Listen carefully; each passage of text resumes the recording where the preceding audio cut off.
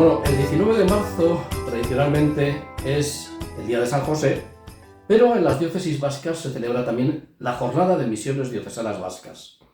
Hace 77 años de aquella gran gesta por la que la Santa Sede por primera vez concedía un territorio de misión a una diócesis en concreto. Era la primera vez que se hacía. Desde entonces han sido muchos los misioneros, han sido también muchos las zonas donde los misioneros vascos han estado, pero Ecuador fue el primer lugar donde fueron los misioneros diocesanos vascos hace 77 años.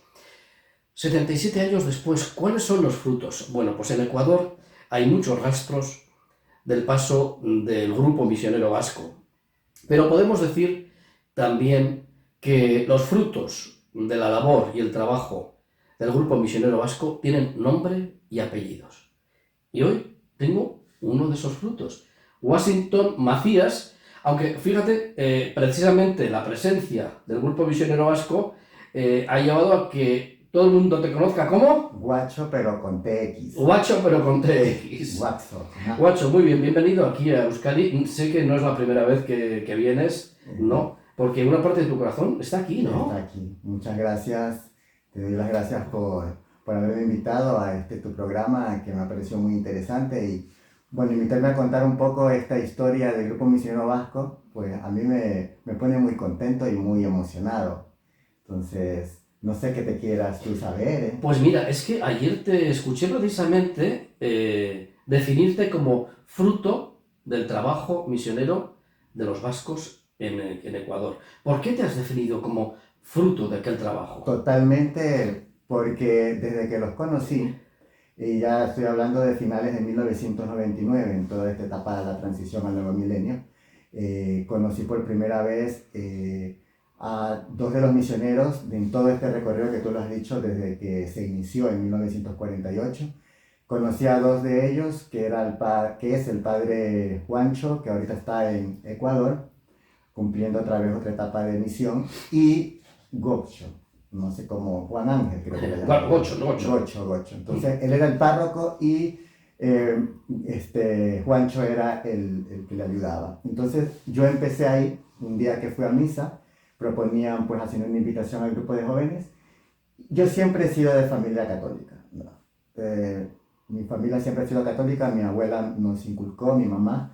Entonces, pero nunca había participado en una parroquia, yo iba a misa, ¿no? Normal. Pero cuando yo voy esta vez a misa, pues de alguna manera Dios, en su perfección, pues hacen una invitación al grupo de jóvenes y a mí me llamó la atención. Y me acerqué después de misa a hablar con Juancho, que era el que estaba a cargo del grupo de jóvenes, y desde ahí empezó todo esto. Este empaparse de la vida de estas personas, ¿no? Que dejando todo, porque ustedes lo tienen todo en este nuevo mundo, en este viejo mundo, ¿no? En España, dejándolo todo aquí, se fueron a estas tierras que están ansias, ¿no? Están necesitadas de escuchar, ¿no? El Evangelio. Entonces, eran otros tiempos también, ¿no? Bueno, ayer mismo recordaba uno de los misioneros cómo cuando llegaron en Ecuador realmente se seguía viviendo una situación de esclavitud. Sí, exactamente, cuando ellos llegaron después de los primeros, ¿no?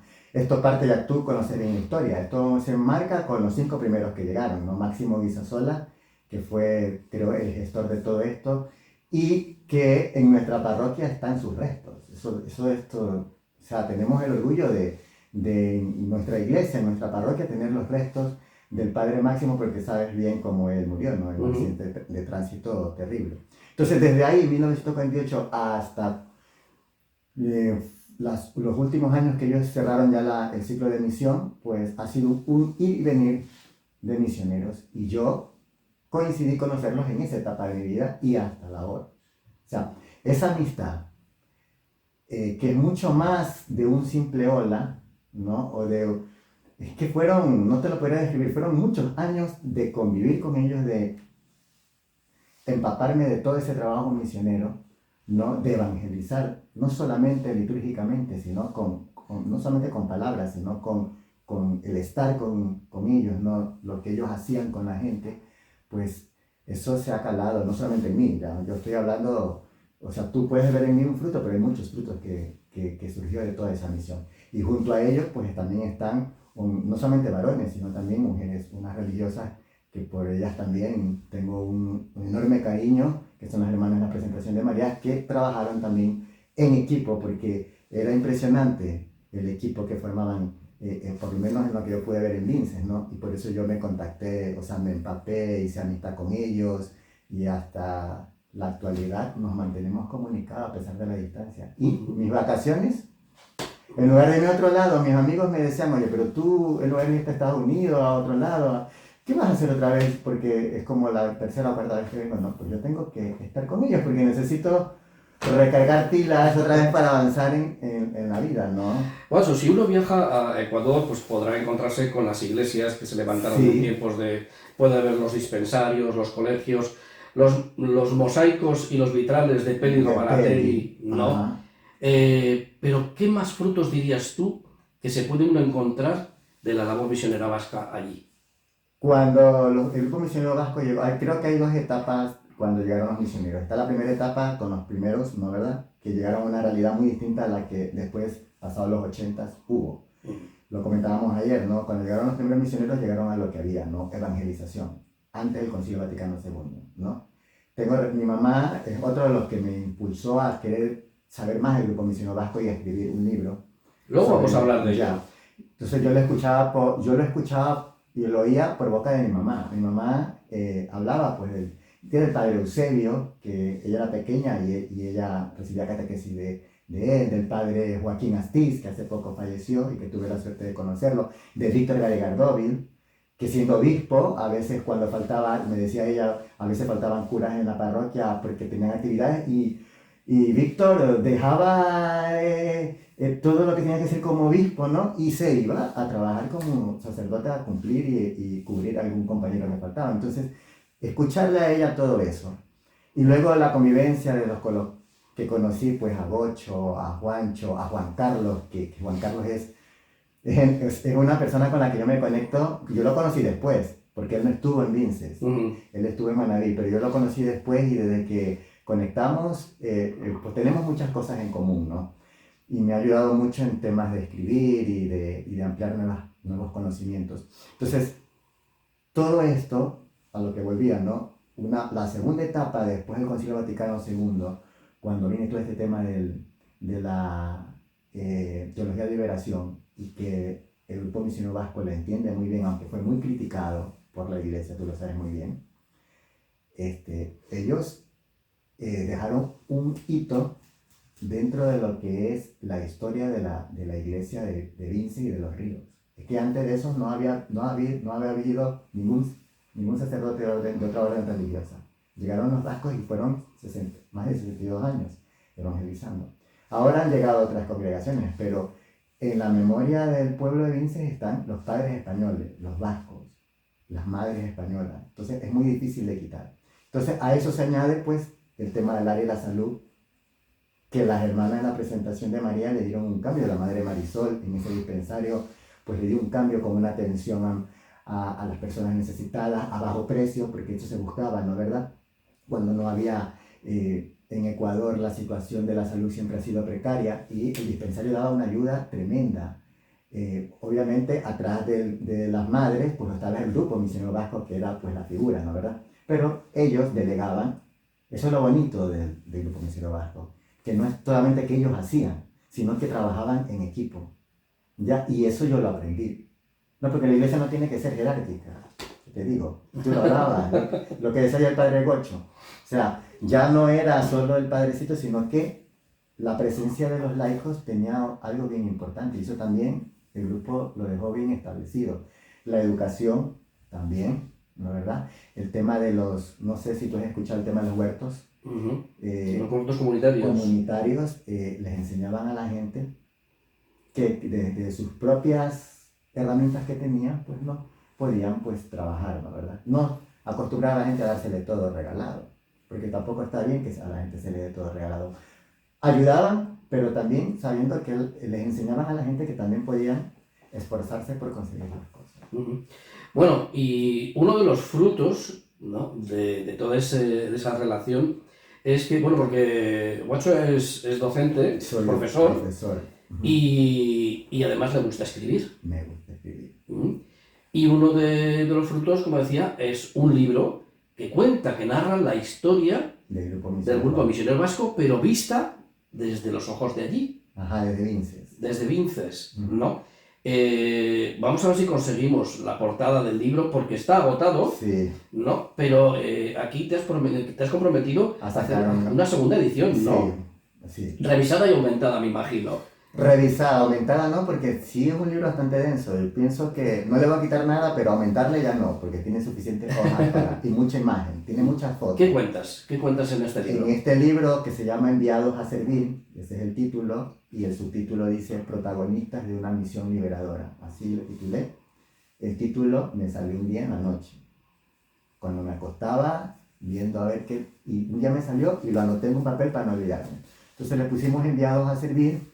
¿Por qué? Porque en este libro contamos el paso del grupo misionero vasco desde que llegó a Los Ríos. Y el primer lugar donde llegaron los primeros misioneros, Máximo Guisasola en compañía de Víctor y el resto, ¿no? Eusebio, Luis Alberdi y los otros dos, ¿no?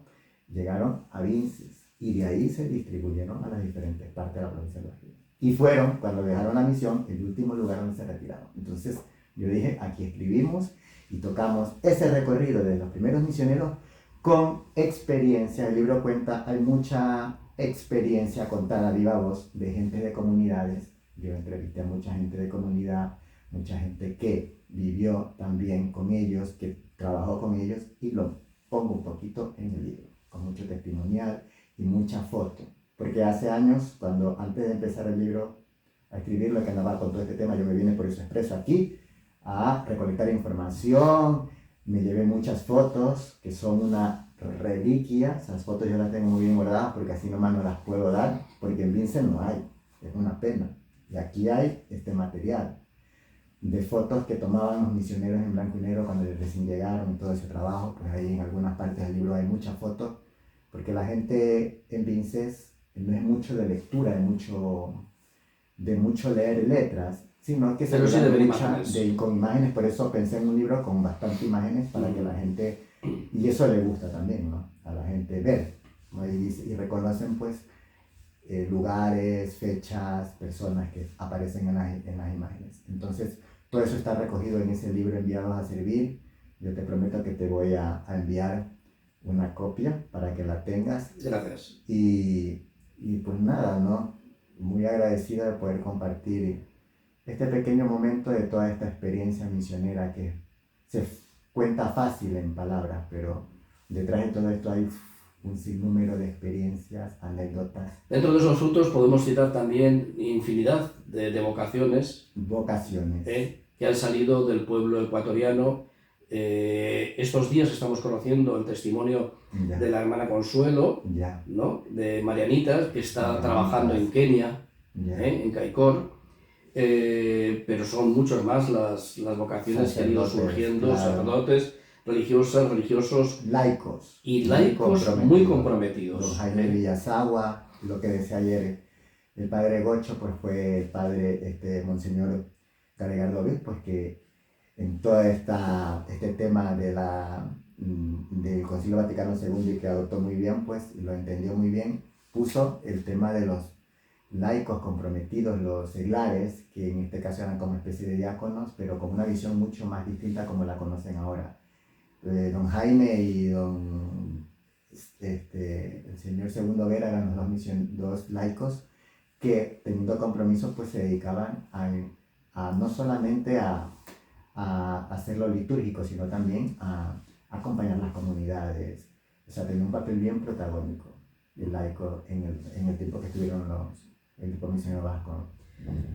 Pues Macho, un placer el haberte conocido, el haber conocido en carne uno de los frutos de la labor de los misioneros vascos, y que nuestros vínculos se sigan manteniendo. Por supuesto, esperemos seguir, ¿no, verdad? Compartiendo experiencia. Yo te felicito por este trabajo que haces, que es un trabajo de comunicación, adaptándote a los nuevos tiempos, es verdad, porque yo viví, bueno, tampoco que soy tan adulto, pero eran otros tiempos, y ahora pues esta forma de llegar es importantísima porque hay que adaptarse a los nuevos tiempos y nuevas generaciones y nuevas formas de evangelizar.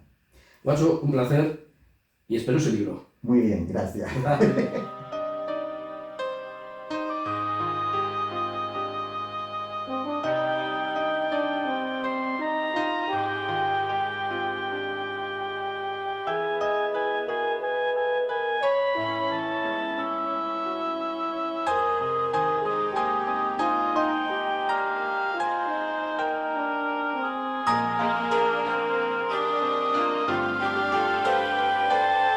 En 1948, un grupo de cristianos de estas tierras se fueron a vivir el Evangelio por un amor que no tiene fronteras, y esa decisión de los primeros hizo prender la llama en otros muchos.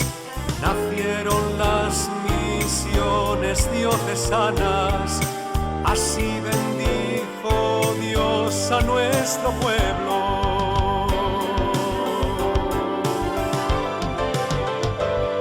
50 años llenos de recuerdos, personas que hoy sentimos tan presentes, y un canto agradecido a tantos pobres, porque ha sido tan grande nuestra suerte. 50 años llenos de recuerdos, personas que hoy sentimos tan presentes, y un canto agradecido a tantos pobres, porque ha sido tan grande nuestra suerte.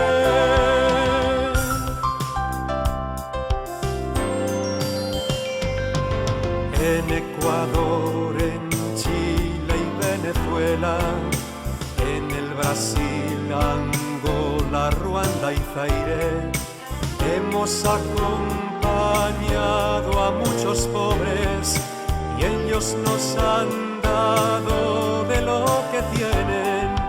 ¿Qué podemos decir más que dar gracias por todo lo que hemos aprendido? Y confiando en Dios igual que entonces, saber poner en Él nuestro destino.